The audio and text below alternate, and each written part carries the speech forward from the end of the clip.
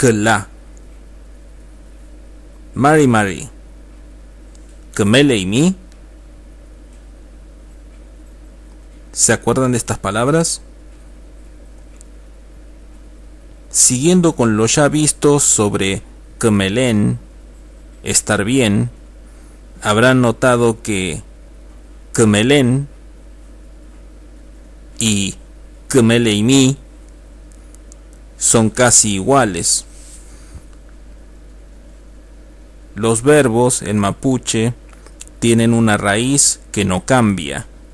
En este caso, kemele es la raíz, y en el final del verbo podemos ver quién es la persona de la que hablamos.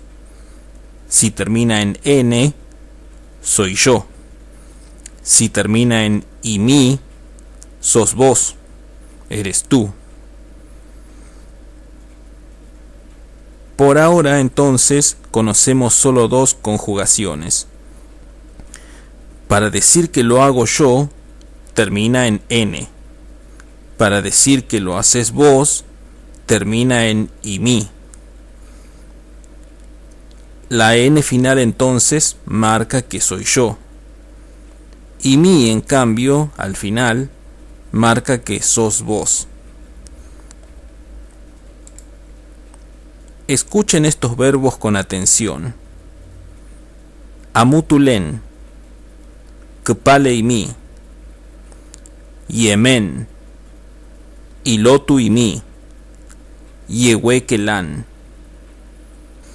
Sabiendo lo que ya dijimos, ¿quién es el que hace cada acción de estos verbos? ¿Vos o yo? Aunque todavía no sepamos qué quieren decir estas palabras, apuesto que se dan cuenta quién es el que hace la acción, si soy yo o sos vos. Ahí está la clave para saber de quién estamos hablando. La persona está indicada al final del verbo. O sea que si nos ponemos a escuchar, tenemos que prestar atención a con qué sonido terminan los verbos para saber de quién estamos hablando, para saber quién realiza la acción del verbo. Probemos otra vez. Vamos a escuchar de vuelta estos verbos y traten de pensar quién hace la acción, si soy yo o sos vos. Kepale y mi, amutulen, ilotu y mi, yemen, yehuekelan, quintuque y mi. En el final de la palabra está la clave.